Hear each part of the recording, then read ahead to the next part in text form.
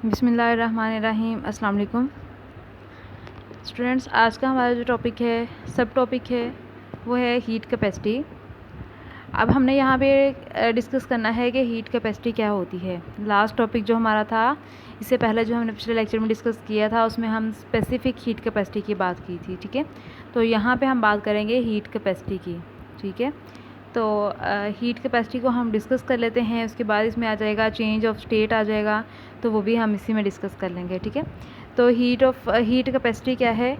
एक बॉडी जो है वो कितनी हीट अपने अंदर अब्जॉर्ब करती है, उसको हम क्या बोलते हैं, यानी कि एक बॉडी के टेम्परेचर को इंक्रीज़ करने के लिए उसके अंदर कितनी एनर्जी उसको चाहिए, टेम्परेचर को इंक्रीज़ करने के लिए कितनी हीट उसको चाहिए, वो हमारे पास उसकी क्या होगी, कैपेसिटी होगी, हीट कैपेसिटी होगी, जो कि डिफरेंट फैक्टर्स पे डिपेंड करेगी। ठीक है, तो अब हमें हीट कैपेसिटी क्या है? हीट कैपेसिटी वो कैपेसिटी है या वो एनर्जी है या वो क्वान्टिटी ऑफ एनर्जी है, कौन सी एनर्जी की? थर्मल एनर्जी की, यानी हीट की। ठीक है, जो कि एक बॉडी अब्जॉर्व करती है अपने टेम्परेचर को इंक्रीज़ करने के लिए। ठीक है, टेम्परेचर कितना इंक्रीज़ करने के लिए? यहाँ पे हम बात कर रहे हैं 1 केल्विन की। ठीक है, तो इसकी अगर डेफिनेशन देखें तो heat capacity of a body is the quantity of thermal energy. Heat capacity of a body जो है वो क्वांटिटी है ऑफ थर्मल एनर्जी की absorb by it for 1 kelvin increase nearest temperature. यानी कि हमें किसी भी बॉडी में एक temperature kelvin 1 kelvin temperature increase लाने के लिए जो बॉडी अपने अंदर एनर्जी अब्जॉर्ब करेगी, उस एनर्जी को हम क्या बोलेंगे? हीट एनर्जी बोलेंगे। ठीक है, हीट कैपेसिटी बोलेंगे कि उसकी इतनी कैपेसिटी है कि वो इतनी हीट जो है वो अपने अंदर अब्जॉर्ब कर सकती है। ठीक है, उसके बाद यहाँ पे हम इसके लिए फॉर्मूला देखेंगे और इसके ऐसे यूनिट देख लेंगे। ठीक है, और इसके एक दो एग्जांपल्स देख लेंगे किस तरह से हम जो है वो किसी भी ऑब्जेक्ट की हीट कैपेसिटी जो है वो फाइंड आउट कर सकते हैं। ठीक है, तो अगर हम ये देखते हैं, पिछले टॉपिक में भी हमने पढ़ा था कि यहाँ पे हमारे पास हीट और जो टेम्परेचर है, इन दोनों का जो रिलेशन है वो हमारे पास डायरेक्ट रिलेशन है, क्योंकि जितना टेम्परेचर में जितनी बॉडी अपने अंदर हीट अब्जॉर्व करेगी उतना ही टेम्परेचर में चेंज आएगा। ठीक है, तो अगर ज़्यादा हीट अब्जॉर्व होगी तो ज़्यादा चेंज आएगा, अगर कम हीट अब्जॉर्व होगी तो टेम्परेचर भी कम होगा। इसलिए हमने पढ़ा था कि इन दोनों का जो रिलेशन बनता है वो डायरेक्ट रिलेशन है, तो उसके अकॉर्डिंग हमने इसका फॉर्मूला निकाला था del Q over del T, यानी कि ये रिलेशन हमने इसमें निकाला था। अब अगर हम ये देखते हैं कि हमारे पास del Q over del T जो है, ये हमारे पास यहाँ पे हम डेल क्यू की वैल्यू पुट कर देते हैं। डेल क्यू की वैल्यू भी आप लोगों ने पिछले टॉपिक में हमने निकाली थी, जो कि क्या थी? M C del T. ये पिछले टॉपिक में स्पेसिफिक हीट कैपेसिटी में हमने डेल क्यू की वैल्यू निकाली थी, वही वैल्यू हमने यहाँ पे पुट करनी है। Del Q over del T heat capacity is equal to del Q over del T is equal to M C del T over del T. ठीक है, डेल टी ये वाला हो गया, और ये डेल टी जो था जब इसकी वैल्यू पुट की डेल क्यू की तो उसमें आ गए दोनों, डेल टी और डेल टी कट जाएगा और इज इक्वल टू क्या आ जाएगा? एम सी आ जाएगा। ठीक है, अब हम ये कह सकते हैं कि जो हीट कैपेसिटी है वो इज़ इक्वल टू होती है किसके? मैस और स्पेसिफिक हीट कैपेसिटी के। यानी कि अगर हम मैस और स्पेसिफिक हीट कैपेसिटी दोनों को मल्टीप्लाई करवाते हैं तो हमारे पास क्या चीज़ आ जाएगी? हमारे पास हीट कैपेसिटी आ जाएगी। ठीक है, इस तरह से अगर हम इसके ऐसे यूनिट की बात करते हैं तो जैसे मैस है, मैस के यूनिट हमारे पास क्या होते हैं? केजी होते हैं। और स्पेसिफिक हीट कैपेसिटी के यूनिट आप लोगों ने पढ़े हैं पिछले टॉपिक में, जो कि मैं भी आपको बता देती हूँ। स्पेसिफिक हीट कैपेसिटी के आपने यूनिट पढ़े हैं जाउल पर केजी पर केल्विन। ठीक है, और मैथ्स के क्या हैं? केजी हैं, वो वाला केजी इसके पर केजी से कट जाएगा, बाकी आपके पास क्या बच जाएगा? जाउल पर केल्विन। तो इस तरह से हमारे पास जो हीट कैपेसिटी के यूनिट आ जाएंगे वो आ जाएंगे जाउल पर केल्विन। ठीक है, ये जाउल पर केजी पर केल्विन है, ये देखें यहाँ पे भी लिखे हुए हैं इसके यूनिट्स हीट के, स्पेसिफिक हीट कैपेसिटी के।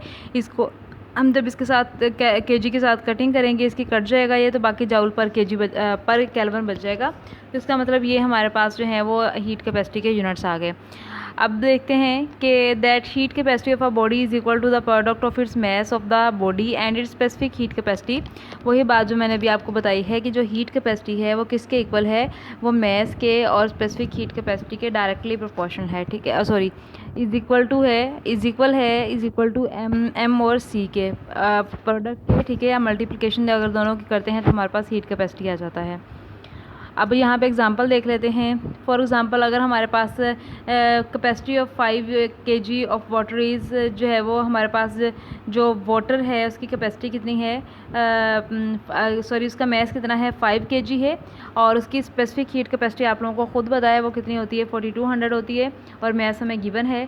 तो हम क्या करेंगे, फाइम की जगह पे मैस की वैल्यू पुट कर देंगे और स्पेसिफिक हीट कैपेसिटी की जगह पे 4200 पुट कर देंगे। तो जब दोनों को मल्टीप्लाई करेंगे तो हमारे पास क्या आ जाएगा, हीट कैपेसिटी आ जाएगा। ठीक है, this is 5 kg of water needs 21,000 जॉल। जब हमने इसको मल्टीप्लाई किया दोनों को तो हमारे पास आंसर आया 21,000 जॉल पर केल्विन। तो इसका मतलब ये है कि 5 kg ऑफ वाटर को कितना जो है वो हीट कैपेसिटी उसको कितनी चाहिए, कितनी हीट वो अपने अंदर अब्जॉर्ब कर सकती है 1 केल्विन टेम्परेचर को रेज़ करने के लिए। तो ये है 21,000। ठीक है, 21,000 joule of heat for every 1 Kelvin rise in its temperature. Thus large in the quantity of a substance larger will be the heat capacity. तो यानी कि ये कि जितनी अगर उसमें हमने 1 केल्विन टेम्परेचर इंक्रीज़ करना है तो कितनी उसको हीट चाहिए होगी, 21,000 जॉल, फिर हमने 1 केल्विन इंक्रीज़ करना है, फिर 21,000 जॉल, फिर 21,000 जॉल, इस तरह से।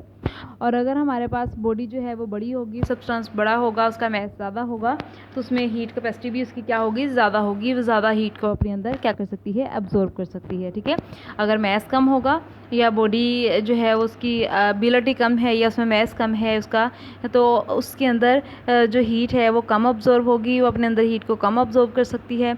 और अगर हमारे पास इस तरह की बॉडी है, इस तरह का सब्सटेंस है जिसका मैस ज़्यादा है, तो अपने अंदर हीट को भी ज़्यादा अब्जॉर्ब करेगा। ठीक है, तो ये तो था हमारा हीट कैपेसिटी का। उससे नेक्स्ट हमारे पास आ जाता है चेंज ऑफ स्टेट। ठीक है, चेंज ऑफ स्टेट का क्या मतलब होता है कि स्टेट का चेंज होना। सबसे पहले हम ये देखते हैं कि स्टेट हमारे पास क्या है।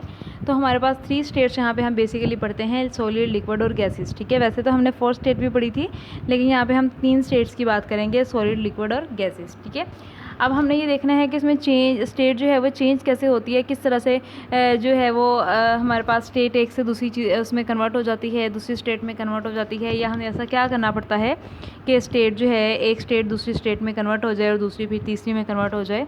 ठीक है, तो अब अगर हम ये देखें, बिल्कुल नेचुरल प्रोसेस है, हम मतलब ख़ुद से इसमें कुछ भी ऐड नहीं किया हुआ।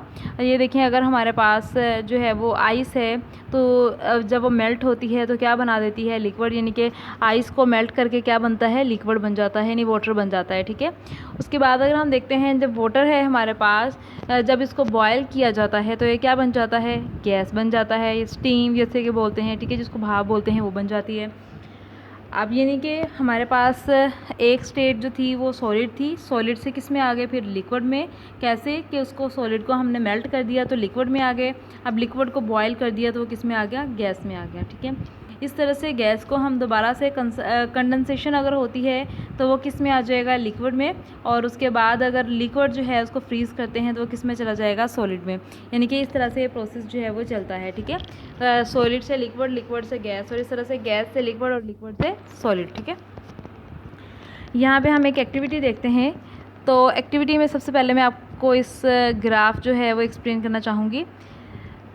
सबसे पहले हम ये कह लेते हैं कि हमारे पास एक बीकर है, ठीक है, जिसको हमने स्टैंड के ऊपर रखा हुआ है। उसमें हमने कुछ पीसेस डाल दिए हैं आइस के, और उसके अंदर फिर हमने थर्मोमीटर लगा दिया है ताकि हम उसका टेम्परेचर जो है वो प्रॉपरली चेक करते रहें साथ साथ। ठीक है, और उसके बाद जो है वो उसको हमने फ्लेम पे रख देना है, बल्कि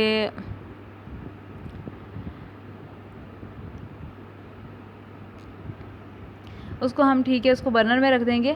अब यहाँ पे आइस क्या होना शुरू हो जाएगी, मेल्ट होना स्टार्ट हो जाएगी, और आस्ता आस्ता उसका जो टेम्परेचर है वो क्या होना शुरू हो जाएगा, वो इंक्रीज़ होना शुरू हो जाएगा। ठीक है, तो अब यहाँ पे अगर हम बात करते हैं, इसको ग्राफ को देख लेते हैं। तो ग्राफ में हमारे पास फॉर एग्जांपल पहले उसका जो टेम्परेचर था वो -30 था। ठीक है, हमने 2 एक्सिस बना लिए, एक हमने एक्स एक्सिस ले लिया, दूसरा हमने वाई एक्सिस ले लिया। ठीक है, अब जो एक्स एक्सिस क्या था उस पे हमने टाइम को शो किया है, और जो वाई एक्सिस है उस पे हमने किसको शो किया है, टेम्परेचर को। ठीक है, अच्छा, अब हमने यहाँ पे फॉर एग्जांपल हमारे पास यहाँ पे -30 से स्टार्ट हुआ और 100 तक हम उसको लेके गए। 100 तक क्यों लेके गए हैं, क्योंकि जब उसको बॉयल करेंगे तो उसका टेम्परेचर कहाँ तक पहुँच जाएगा, 100 तक पहुँच जाएगा। ठीक है, अच्छा, अब हुआ क्या, हुआ ये कि पहले उसका जो टेम्परेचर था वो -30 था। ठीक है, वो बर्फ़ थी। आइस थी वो। उसके बाद क्या हुआ, इस पॉइंट को हमने नाम दे दिया ए का, ठीक है। जब हमने उसको बर्नर में रखा तो उसमें आइस जो है वो क्या होना शुरू हो गई, मेल्ट होना शुरू हो जाएगी। अब देखें यहाँ पे आइस क्या हो रही है, मेल्ट हो रही है, ठीक है। यहाँ से लेके यहाँ तक ज़ीरो तक पहुँच जाएगी। ज़ीरो क्योंकि वाटर का मेल्टिंग पॉइंट है, तो ज़ीरो पे आके क्या हो जाएगा, एक दफ़ा टेम्परेचर स्टॉप हो जाएगा। क्यों स्टॉप हो जाएगा, अब यहाँ से क्योंकि ज़ीरो जो है वो मेल्टिंग पॉइंट है, तो ज़ीरो से ऊपर टेम्परेचर तब तक नहीं जाएगा जब तक सारे की सारी आइस जो है वो मेल्ट नहीं हो जाती, ठीक है। जब हम यहाँ पे बात करते हैं तो -30 से ज़ीरो तक हमारे पास आइस ही है। ये क्या हो रही है, यहाँ से आइस ही है जिसका टेम्परेचर क्या होता जा रहा है, कम, और ये मेल्ट होना हो रही है। तो यहाँ पे आके हमारे पास ये मेल्टिंग पॉइंट है, तो यहाँ पे आके टेम्परेचर रुक जाएगा क्योंकि यहाँ पे हमारे पास स्टेट चेंज हो रही है, ठीक है। जब स्टेट चेंज होगी तो क्या होगा, उसमें जब जिस टाइम स्टेट चेंज हो रही होगी उस टाइम टेम्परेचर में चेंज नहीं आएगा। देखिए यहाँ पे तो हमारे पास आइस थी ना, तो यहाँ पे टेम्परेचर चेंज हो रहा है। अब यहाँ पे आके क्या हो गया, यहाँ पे आके स्टेट चेंज हो गई है। जब स्टेट चेंज हो रही है, यहाँ पे स्टेट चेंज का मतलब क्या है कि यहाँ पे आइस यानी सॉलिड था, अब यहाँ पे हमारे पास स्टेट क्या बन रही है, लिक्विड, ठीक है। इसलिए इसका जो ग्राफ है वो इस तरह से लाइन आ गई इसकी, यानी कि टाइम तो इंक्रीज़ होता जा रहा है ना, यहाँ तक टाइम भी इंक्रीज़ हो रहा था, टेम्परेचर भी इंक्रीज़ हो रहा था ए और बी पार्ट में, ठीक है। अब बी से अगर अगले पार्ट की बात करते हैं, इसमें टाइम तो नहीं रुकेगा, टाइम तो चलता रहेगा, टाइम तो को तो हम स्टॉप नहीं कर सकते ना, तो टाइम तो चलता रहेगा, लेकिन टेम्परेचर की वैल्यू क्या हो जाएगी, कांस्टेंट हो जाएगी। टेम्परेचर की वैल्यू हर उस जगह पे कांस्टेंट होगी, यहाँ पे स्टेट चेंज होगी। तो यहाँ पे हमारे पास स्टेट दो दफ़ा चेंज होगी, एक दफ़ा हमारे पास सॉलिड से लिक्विड में और दूसरी दफ़ा लिक्विड से गैस में, तो दो दफ़ा इसमें टेम्परेचर क्या आएगा, कांस्टेंट आएगा। इसलिए यहाँ पे टेम्परेचर की वैल्यू बढ़ नहीं रही, बल्कि यहाँ पे टेम्परेचर की वैल्यू क्या हो चुकी है, कांस्टेंट हो चुकी है। उसके बाद अगर हम देखते हैं, अब हमने इस पॉइंट को नाम दे दिया बी और सी का। फॉर एग्जांपल यहाँ तक अगर हम पहुँच गए हैं, यहाँ तक इसका ग्राफ आ गया है, तो यहाँ पे अब इसकी वैल्यू जो है वो पूरे के पूरी जो आइस थी वो क्या बन चुकी है, वाटर बन चुकी है, ठीक है। यहाँ पे आके क्या बन गई, यहाँ पे आइस एंड वाटर था, अब यहाँ पे क्या बन गई, वाटर। अब यहाँ पे क्या हुआ है कि आइस भी है और वाटर भी है, और यहाँ से हमारे पास दूसरी जो है वो स्टेट चेंज हो गई, और यहाँ से पॉइंट कौन सा है, इसको सी का नाम दे दिया। अब सी से आगे जो है ये सारा हमारे पास क्या है, वाटर है, ठीक है। सी से डी तक सारा हमारे पास क्या है, सारा वाटर है, ठीक है। अब इसमें स्टेट चेंज नहीं हो रही, इसमें सारे हमारे पास लिक्विड है, और ये हमारे पास T2 है। फॉर एग्जांपल इसको हमने T1 कह दिया, तो ये हमारे पास क्या है, T2 है। और इसमें भी टाइम में इनके टाइम भी चेंज हो रहा है और टेम्परेचर भी चेंज हो रहा है। क्यों, क्योंकि इसमें हमारे पास लिक्विड स्टेट आ गई। यहाँ पे तो हमारे पास स्टेट चेंज हो रही थी ना, लिक्विड और गैस वाटर दोनों थे, तो स्टेट चेंज हो रही थी, टेम्परेचर कांस्टेंट हो गया था। लेकिन यहाँ पे हमारे पास अब सिर्फ वाटर है, लिक्विड है, तो हमारे पास एक ही स्टेट है, ठीक है। और टेम्परेचर क्या होना शुरू हो गया, इंक्रीज़।